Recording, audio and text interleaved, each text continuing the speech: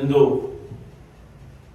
ಛತ್ರಪತಿ ಶಿವಾಜಿ ಮಹಾರಾಜರ ಜನ್ಮದಿನ ಜಯಂತಿ ಉತ್ಸವದ ಶುಭಾಶಯಗಳನ್ನು ತಮ್ಮೆಲ್ಲ ಮಾಧ್ಯಮದ ಮಿತ್ರರಿಗೆ ಕೋರುತ್ತಾ ಇವತ್ತ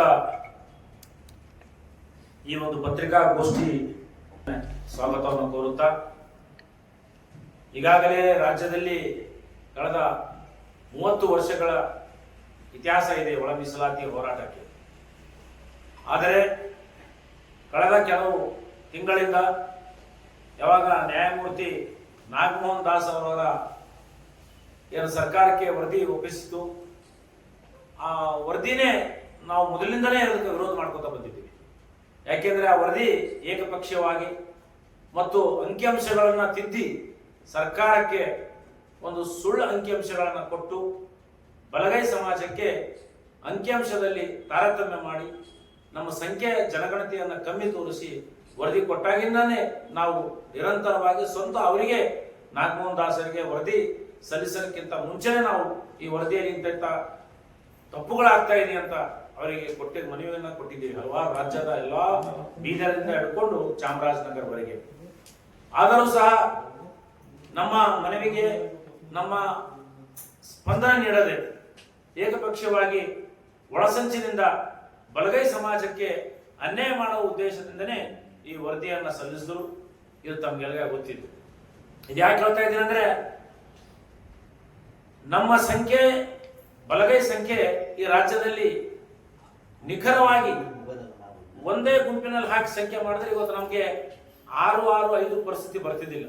ನಮಗೆ ಹೆಚ್ಚಿನ ಪಾಲು ನಮಗೆ ನಮ್ಮ ಜನಸಂಖ್ಯೆ ಅನುಗುಣವಾಗಿ ನಾವು ಕೇಳ್ತಾ ಇದ್ದೀವಿ. ಆದರೆ ಆ ಜನಸಂಖ್ಯೆಯನ್ನ ಕಮ್ಮಿ ತೋರಿಸಿ ಸರ್ಕಾರಕ್ಕೆ ವರದಿಯನ್ನು ಸುಳ್ಳು ಕೊಟ್ಟು ಆ ವರದಿಯನ್ನು ನಾವು ಸರ್ಕಾರ ಒಪ್ಪಬೇಡ ಅಂತ ಹೇಳಿ ಅದಕ್ಕೂ ನಾವು ಸಹ ಒತ್ತಡ ಹೇರಿದ್ದೇವೆ. ಆದರೆ ಇದರಲ್ಲಿ ಕಾಣದ ಕೈಗಳು ಈ ಬಲಗೈ ಸಮಾಜದ ಏಳಿಗೆಯನ್ನು ಸಹಿಸಲಿರುವತಕ್ಕಂಥ ಶಕ್ತಿಗಳು ಈ ದೇಶದಲ್ಲಿ ರಾಜ್ಯದಲ್ಲಿ ನಿರಂತರವಾಗಿ ನಡೀತಾ ಇದೆ. ನಮಗೂ ಗೊತ್ತಿದೆ, ನಿಮಗೂ ಗೊತ್ತಿದೆ. ಹೇಗಾರ ಮಾಡಬೇಕು, ಬಲಗೈ ಸಮಾಜದವರಿಗೆ ಮುಂದೆ ಬರಬಾರ್ದೆಂಬ ಏಕೈಕ ಉದ್ದೇಶದಿಂದ ಅಲ್ಲೂ ಸಹ ನಮ್ಗೆ ತಾರತಮ್ಯ ಮಾಡಿ ಅಂಕಿಅಂಶದಲ್ಲಿ ಏನು ಎ ಜಾತಿಗೆ ಸಂಬಂಧಿತಪಟ್ಟಂತೆ 6% ಕೊಟ್ಟಿದ್ರು ನಿಮ್ಗೆಲ್ಲ ಗೊತ್ತಿದೆ. ಮತ್ತೆ ಬಲಗೈ ಜಾತಿಗೆ ಸಂಬಂಧಿತ ಜಾತಿಗಳಿಗೆ 6% ಮೀಸಲಾತಿಯನ್ನು ಒದಗಿಸಿದರು. ಮತ್ತು ಸಿ ABC ಅಂತ ಏನು ವರ್ಗೀಕರಣ ಆಯಿತು, ಆ ಸಿ ಜಾತಿಯಲ್ಲಿ ಬೋವಿ ವಡ್ರ ಸಂಬಂಧಿತ ಜಾತಿಗಳಿಗೆ 5% ಕೊಟ್ಟರು. ಈಗ ಏನಾಗಿದೆ ಅಂದ್ರೆ, ಈಗ ಕಳೆದ 2 ತಿಂಗಳ ಹಿಂದೆ ಇದು 2000 ಒಳ ಮೀಸಲಾತಿ ವಿಧೇಯಕ 2025 ಮಾನ್ಯ ಘನವೆತ್ತ ರಾಜ್ಯಪಾಲರಿಗೆ ರಾಜ್ಯ ಸರ್ಕಾರ ಈ ಒಂದು ವಿಧೇಯಕವನ್ನು ಪಾಸ್ ಮಾಡಲಿಕ್ಕೆ ಕಳಿಸ್ಕೊಟ್ಟಿದೆ. ಈ ವಿಧೇಯಕದಲ್ಲಿ ಏನಾಗಿದೆ ಅಂದ್ರೆ, ಈಗ ಇಲಾಖೆವಾರು ಇವತ್ತ ನೋಟಿಫಿಕೇಶನ್ ಆಗ್ತಾ ಇದೆ. ಇವತ್ತ ವಿಶ್ವವಿದ್ಯಾಲಯಗಳಿರ್ಬೋದು, ಬೋರ್ಡ್ ಕಾರ್ಪೊರೇಷನ್ಗಳಿರ್ಬೋದು, ಸರ್ಕಾರಿ ನಿಗಮಗಳಿರ್ಬೋದು, KSRT ಇರ್ಬೋದು, ಬೆಸ್ಕಾಂ ಇರ್ಬೋದು, ಹೀಗೆ ಹಲವಾರು ನಿಗಮಗಳಲ್ಲಿ ಸರ್ಕಾರದ ನೌಕರಿಗಳಲ್ಲಿ ಕೃಷಿ ಮಾರುಕಟ್ಟೆ ಇರ್ಬೋದು, ಬೆಂಗಳೂರು ಅಭಿವೃದ್ಧಿ ಪ್ರಾಧಿಕಾರ ಇರ್ಬೋದು, ಈ ಒಂದು ಮೀಸಲಾತಿಯಲ್ಲಿ 6 ಅಂತೇಳಿ ಹೇಳಿ ಮಾಡಿದಾರ. ಆದರೆ ಈ ರೋಸ್ಟರ್ ಬಿಂದುಗಳನ್ನು ಸೃಷ್ಟಿ ಮಾಡಿದ್ದಾರೆ DPR ಸರ್ಕಾರದವರು. ಇಲ್ಲಿ ಬಹಳಷ್ಟು ಗೊಂದಲವನ್ನು ಏರ್ಪಡಿಸಿ, ಎಕ್ಸಾಂಪಲ್ ಆಗಿ ಈಗ ನಾವೊಂದು ನಿಮ್ಗೊಂದು ಎಕ್ಸಾಂಪಲ್ ಹೇಳ್ಬೇಕು. ಕೃಷಿ ಧಾರವಾಡ ವಿಶ್ವವಿದ್ಯಾಲಯದಲ್ಲಿ ಈಗ ಒಂದು ಪೋಸ್ಟ್ ಕಾಲ್ಫಾರ್ ಮಾಡಿದರೆ, ಒಂದು ಒಟ್ಟು 39 ಹುದ್ದೆಗಳು ಅಲ್ಲಿ ಪೋಸ್ಟ್ ಕಾಲ್ಫಾರ್ ಮಾಡಿದ್ದಾರೆ. ಅಲ್ಲಿ ಒಟ್ಟು ಹುದ್ದೆಗಳು 39 ಹುದ್ದೆಗಳು. ಅಲ್ಲಿ ಹೇಗೆ ರಿಸರ್ವೇಶನ್ ಬಂದು 9 ಪೋಸ್ಟ್ ಬರ್ತಾ ಇದೆ. ಅಂದ್ರೆ ನಮ್ಮ ಮಾದಿಗ ಸಂಬಂಧಿತ ಜಾತಿಗಳಿಗೆ. ಎರಡನೇದು B ಸಂಬಂಧಿತ ಬಲಗೈ ಸಂಬಂಧಿತ ಜಾತಿಗಳಿಗೆ 0 ಪೋಸ್ಟ್, ನಮಗೊಂದು ಪೋಸ್ಟ್ ಸಿಗ್ತಾ ಇದೆ. ಒಂದು ಎಕ್ಸಾಂಪಲ್ ಹೇಳ್ತಾ ಇದ್ರೆ, ಒಂದು ಸಿ ಏನು ಬಂಜಾರ ಭೋವಿ ಸಂಬಂಧಿತ ಜಾತಿಗಳಿದೆ, ಅವರಿಗೂ ಸಹ 1 ಪೋಸ್ಟ್ ಅಲ್ಲಿಲ್ಲ. ನಾನು ಒಂದೇ ಒಂದು ಡಿಪಾರ್ಟ್ಮೆಂಟ್ ನಿಮಗೆ ಪೂರ ಇಡೀ ರಾಜ್ಯವಾರು ಪಟ್ಟಿಯನ್ನ ನಾವು ತಯಾರು ಮಾಡಿದ್ದೀವಿ. ನಮ್ಮ ಇಡೀ ರಾಜ್ಯಾದ್ಯಂತ ಇವತ್ತ ಏಕಕಾಲಕ್ಕೆ ಕಲಬುರಗಿ, ಬೀದರ್, ಯಾದಗಿರಿ, ರಾಯಚೂರು, ಕೊಪ್ಪಳ, ಬಳ್ಳಾರಿ, ಈ ಕಲ್ಯಾಣ ಕರ್ನಾಟಕದ ಎಲ್ಲಾ ಭಾಗಗಳಲ್ಲಿ ಇವತ್ತು ನಾವು ಈ ಪತ್ರಿಕಾ ಮಾಧ್ಯಮದ ಮುಖಾಂತರ ಇದು ಸರ್ಕಾರಕ್ಕೆ ಎಚ್ಚರಿಕೆಯನ್ನು ನೀಡಿ ಮತ್ತು ಸಮಾಜದ ಬಾಂಧವರಲ್ಲಿ ಗೊಂದಲ ಆಗಬಾರ್ದು. ನಾವು ಯಾರ್ದು ರಿಸರ್ವೇಶನ್ ಕಸ್ಕೋತಾ ಇಲ್ಲ. ಯಾಕೆಂದ್ರೆ ಪರಮ ಪೂಜ್ಯ ಡಾಕ್ಟರ್ ಬಾಬಾ ಸಾಹೇಬ್ ಅಂಬೇಡ್ಕರ್ ಅವರು ಈ ದೇಶದ ಸಮಸ್ತ ಶೋಷಿತರಿಗೆ ರಿಸರ್ವೇಶನ್ ಕೊಟ್ಟಿದ್ದಾರೆ, ಬರೀ SC ST ಗೆ ಅಲ್ಲ, ಇವತ್ತು ಎಲ್ಲಾ ಧರ್ಮದ ರಿಸರ್ವೇಶನ್ ತಗೋತಾ ಇದ್ದಾರೆ. ಹಾಗಾಗಿ ನಾವು ಬಾಬಾ ಸಾಹೇಬರ ಒಂದು ಅನುಯಾಯಿಗಳಾಗಿ ನಮ್ಗೆ ಸಾಮಾಜಿಕ ಬದ್ಧತೆ ಇದೆ, ಸಾಮಾಜಿಕವಾಗಿ ಚಿಂತನೆಯನ್ನ ಮಾಡಿ ಇವತ್ತು ಅವರಿಗೂ ಅನ್ಯಾಯ ಆಗಬಾರ್ದು, ನಮಗೂ ಅನ್ಯಾಯ ಆಗಬಾರ್ದು. ಇಲ್ಲಿ 100ಕ್ಕೆ 100 ಬಲಗೈ ಸಂಬಂಧಿತ ಜಾತಿಗಳಿಗೆ ಇವತ್ತು ಅನ್ಯಾಯ ಮಾಡ್ತಾ ಇದೆ. ಅದು ಆಳುವ ಸರ್ಕಾರದ ಯಾವುದೇ ಪಕ್ಷದಿರಲಿ, ಆದರೆ ಇವತ್ತು ಸಮಾಜ ಮೇಲೆ ಗಡ್ಡಾಂತರ ಬಂದಿದೆ. ಮುಂದೆ ಬರ್ತಕ್ಕಂಥ ದಿನದಲ್ಲಿ, ಮುಂದೆ ಅಲ್ಲ, ಈಗೇನೇ ನೋಟಿಫಿಕೇಶನ್ ಮಾಡಿದ್ದಾರೆ. ಈಗ ನೋಟಿಫಿಕೇಶನ್ ಮಾಡಿ ಇವತ್ತು ರಾಜ್ಯಪಾಲರ ಅಂಗಳದಲ್ಲಿ ಈ ಕಾಯ್ದೆ ಜಾರಿ ಮಾಡ್ಬೇಕಂತ ಹೇಳಿ ಅಧ್ಯಾದೇಶ ಹೋಗಿದೆ. ಒಂದ್ ವೇಳೆ ಅವ್ರು ಸೈನ್ ಮಾಡೋ ಹೊರಗೆ ಬಂದ ಮೇಲೆ ಈಗ ಆಯ್ತು ಅಂದ್ರೆ ಇಡೀ ಇನ್ನು ಕಳೆದ ಮುಂದೆ ಬರ್ತಕ್ಕಂತಹ 25-30 ವರ್ಷ ತನ ನಮ್ಮ ಬಲಗೈ ಸಂಬಂಧಿತ ಜಾತಿಗಳಿಗೆ ಯಾವುದೇ ಉದ್ಯೋಗವನ್ನ ಸಿಗುವುದಿಲ್ಲ. ಈ ತರ ಆಯ್ತು. ಹಾಗಾಗಿ ಇವತ್ತು ಸಾವಿರಾರು ಲಕ್ಷಾಂತರ ಗಂಟೆ ಇವತ್ತು ನಾವು ಓದಿರ್ಬೋದು, ಬಲಗೈ ಸಮಾಜದವ್ರಿಗೆ ರಿಸರ್ವೇಶನ್ ಸಿಕ್ಕದ, ಎಡಗೈ ಸಮಾಜದವ್ರಿಗೆ ಸಿಕ್ಕದ, ಇವತ್ತು C ಸಮಾಜದವ್ರಿಗೆ ಎಲ್ಲರಿಗೂ ರಿಸರ್ವೇಶನ್ ಸಿಕ್ಕದ. ನಾವು ಓದಿರ್ಬೇಕು, ಸ್ವಲ್ಪ ಕಷ್ಟಪಟ್ಟಿರ್ಬೇಕು. ನಾವು ಕಷ್ಟಪಟ್ಟ ಸಮಾಜ ಇದೆ, ಕಷ್ಟಪಡ್ತಕ್ಕಂಥ ಜೀವಿಗಳು ನಾವು ಓದಿ ಮುಂದೆ ಬಂದಿರ್ಬೇಕು ಸ್ವಲ್ಪ. ಆದ್ರೆ ಕೆಲವರಿಗೆ ಅದು ಸಹಿಸ್ಲಕ್ಕಾಗ್ತಾ ಇಲ್ಲ. ಈ ನಿಟ್ಟಿನಲ್ಲಿ ನಾವು ಇವತ್ತು ಬೀದರ್ ಜಿಲ್ಲೆಯ ಬಲಗೈ ಸಂಬಂಧಿತ ಒಕ್ಕೂಟದ ಜಾತಿಯಿಂದ ಈ ಪತ್ರಿಕಾ ಮಾಧ್ಯಮದ ಮುಖಾಂತರ ನಾವು ಇವತ್ತು ಸರ್ಕಾರಕ್ಕೆ ಮತ್ತು ರಾಜ್ಯದ ಪ್ರಮುಖರಿಗೆ ಮತ್ತು ರಾಜ್ಯದ ಮಾನ್ಯ ಮುಖ್ಯಮಂತ್ರಿಗಳಿಗೆ 2 ಮನವಿಗಳನ್ನ ನಾವು ಇವತ್ತು ತಯಾರು ಮಾಡಿದ್ದೀವಿ. ಒಂದು ರಾಜ್ಯಪಾಲರಿಗೆ ಪ್ರತ್ಯೇಕವಾದಂತಹ ಮನವಿಯನ್ನ ಸಿದ್ಧಪಡಿಸಿದ್ದೀವಿ ಅವರಿಗೆ, ಮತ್ತು ಅವರಿಗೆ ಇಡೀ ಈ ಭಾಗದ ಎಲ್ಲ ಮುಖಂಡರುಗಳು ಈಗ ನಾವು ಸೋಮವಾರ ಅಥವಾ ಮಂಗಳವಾರದೊಳಗೆ ರಾಜ್ಯಪಾಲರಿಗೆ ನಿಯೋಗವನ್ನು ಹೋಗ್ತಾ ಇದ್ದೀವಿ ಅವರಿಗೆ ಭೇಟಿ ಮಾಡಕ್ಕೆ. ಈ ವಿಧೇಯಕವನ್ನು ಸರಾಸಗಟವಾಗಿ ರಾಜ್ಯ ಸರ್ಕಾರಕ್ಕೆ ವಾಪಸ್ ಕಳಿಸಬೇಕು. ಇನ್ನೊಂದು ವಿಷಯ ಮಾನ್ಯ ಮುಖ್ಯಮಂತ್ರಿಗಳಿಗೆ ಸಲ್ಲಿಸುವುದಿದೆ, ಅದು ನಮ್ಮ ರಮೇಶ್ ಡಾಕ್ಟರ್ಗೆ, ನಮ್ಮ ಪಾಸ್ವಾನ್ರವರು ಅದರ ಬಗ್ಗೆ ಮಾತಾಡ್ತಾರೆ. ನಾನು ಹೇಳೋದಿಷ್ಟೇ, ನಮಗೆ ಅನ್ಯಾಯ ಆಗಬಾರ್ದು, ಯಾವುದು ಮತ್ತು ಬೇರೆ ಸಮಾಜಕ್ಕೂ ಅನ್ಯಾಯ ಆಗಬಾರ್ದು. ಸರ್ಕಾರ, ಆಳುವ ಸರ್ಕಾರ ಸಂವಿಧಾನಾತ್ಮಕವಾಗಿ ನಮ್ಮ ಪಾಲನ್ನು ನಮಗೆ ಕೊಡಬೇಕು. ಹೀಗಾಗಿ ಈ ಒಂದು ಜನಾಂದೋಲನ ಈಗ ರೂಪಿಸಬೇಕಾಗಿದೆ. ಬರ್ತಕ್ಕಂಥ ದಿನದಲ್ಲಿ ರಾಜ್ಯದಲ್ಲಿ ಬೀದರ್ದಿಂದ ಚಾಮರಾಜನಗರವರೆಗೆ ರಸ್ತೆಗಳಿರ್ತಕ್ಕಂಥ ಪರಿಸ್ಥಿತಿ ಆಳುವ ಸರ್ಕಾರ ನಮಗೆ ಮಾಡಬಾರದು. ಇದನ್ನ ತಕ್ಷಣಕ್ಕೆ ಮಾನ್ಯ ಮುಖ್ಯಮಂತ್ರಿಗಳು ತಮ್ಮ ಹಂತದಲ್ಲೇ ಇದನ್ನ ಪುನಃ ಪರಿಶೀಲಿಸಿ ಈ ವಿಧೇಯಕವನ್ನು ಇವತ್ತು ರಾಜ್ಯಪಾಲರ ಕಳಿಸ್ಕೊಟ್ಟಿದ್ದಾರೆ. ಇದನ್ನು ತಿದ್ದುಪಡಿ ಮಾಡಿ ಎಲ್ಲ ವರ್ಗದವರಿಗೆ ಸಮಾನ ಅವಕಾಶಗಳು ಸಿಗ್ತಕ್ಕಂತಹ ಉದ್ಯೋಗದಲ್ಲಿ, ಶೈಕ್ಷಣಿಕದಲ್ಲಿ ಇದನ್ನ ಸರಿಪಡಿಸಬೇಕೆಂಬುದೇ ಇವತ್ತಿನ ನಮ್ಮ ಈ ಪತ್ರಿಕಾಗೋಷ್ಠಿಯ ಉದ್ದೇಶ.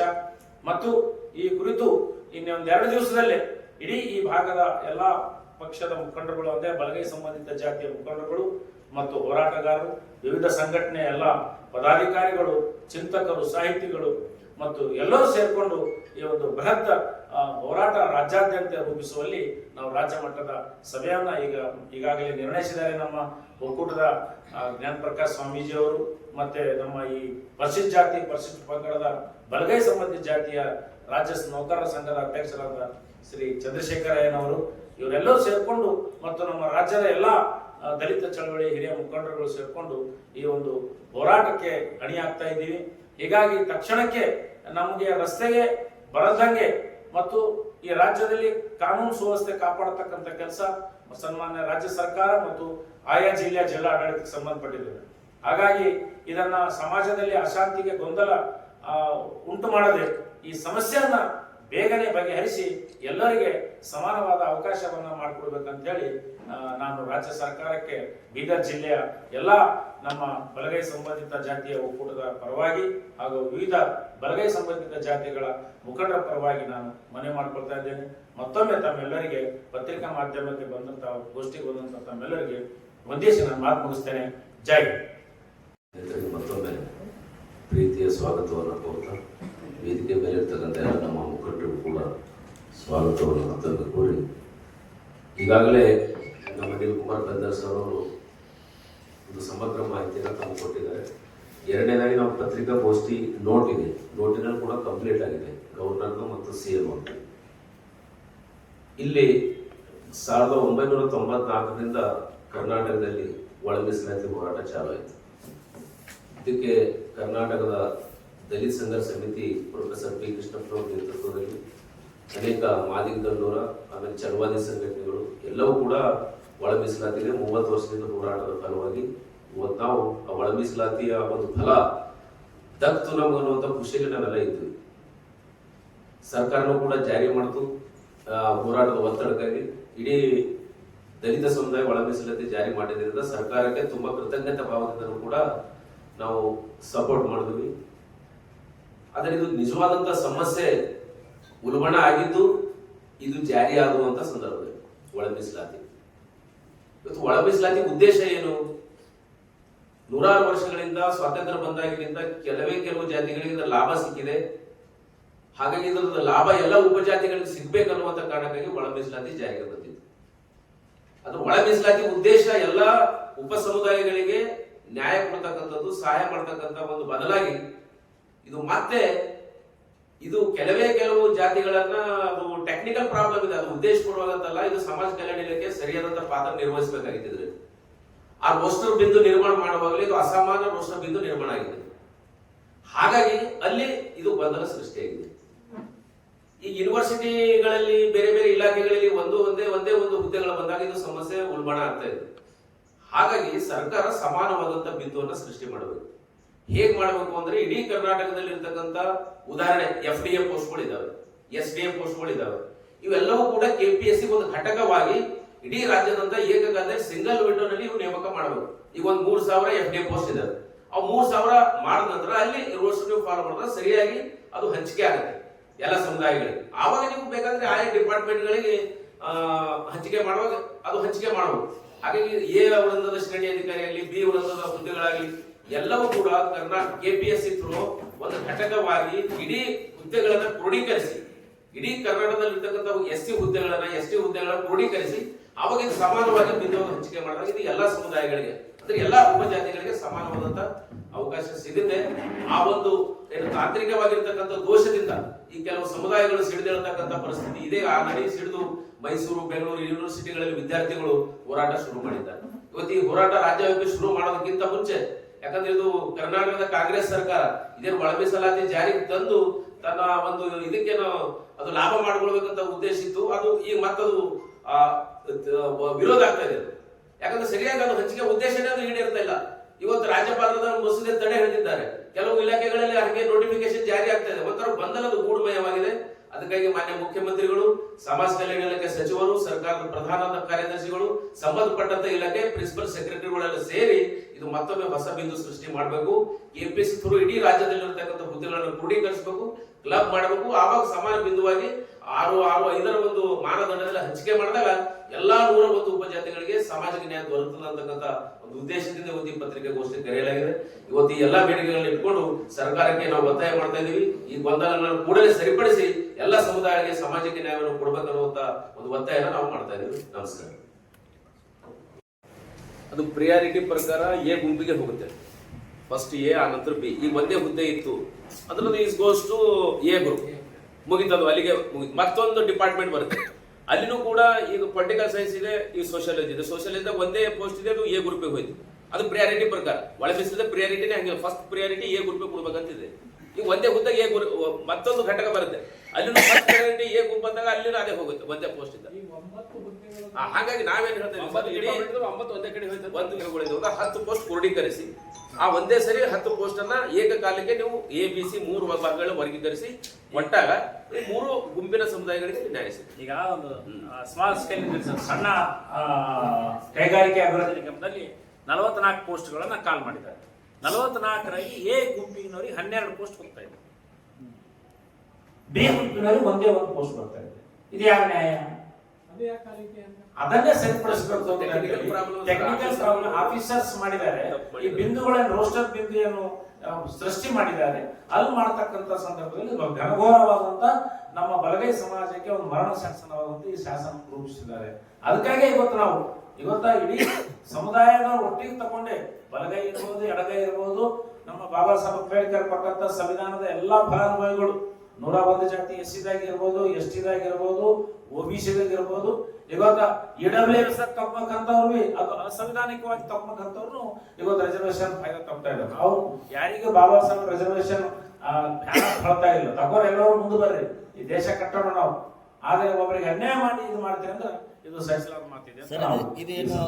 ಇದ್ರೊಳಗೆ ಇರಲಿಲ್ಲ, ಯಾಕಂದ್ರೆ ಇದು first reservation bifurcation implementation total over all ಇಂಡಿಯಾದ ಕರ್ನಾಟಕದಾಗ ಇದು ಆದ್ಮೇಲೆ ಇದು ಅಧಿಕಾರಿಗಳು ಗೊಂದಲ ಕೂಡ ಇದ್ರಿ ಹ್ಯಾಗ್ ಮಾಡ್ಬೇಕನ್ನೋದೇ ಗೊತ್ತಾಗಿಲ್ಲ ಅವ್ರಿಗೆ. ಈ ರೋಸ್ಟರ್ ಬಿಂದು ಒಂದು ಮೊದಲೇ ಹಳೇದ ಅಳವಡಿಸ್ಕೊಂಡಿದ್ದಾರೆ. ಅದು ಸಾಧ್ಯನೇ ಇಲ್ಲ. ಇದು ಹೊಸ ರೋಸ್ಟರ್ ಬಿಂದು ಸೃಷ್ಟಿ ಮಾಡ್ಬೇಕಿದೆ. ಇದು ಎಲ್ಲಿ ಅಪ್ಲೈ ಆಗುತ್ತೆ ಜಾಸ್ತಿ? ಈಗ ಟೀಚರ್ಸ್ ಸೆಲೆಕ್ಷನ್ ಇದೆ ಉದಾಹರಣೆ, ಈಗ ಸಾವಿರಾರು, ಈಗ ಒಂದು 50,000 ಸೆಲೆಕ್ಷನ್ ಬಂದಾಗ ಅಲ್ಲಿದು ಸರಿ ಹೋಗುತ್ತೆ, 5, 5, 6. ಆಮೇಲೆ ಪೊಲೀಸ್ ಇಲಾಖೆ ಇದೆ, ಅಲ್ಲಿ ಸಾವಿರಾರು ಪೋಸ್ಟ್ ಬರುತ್ತೆ.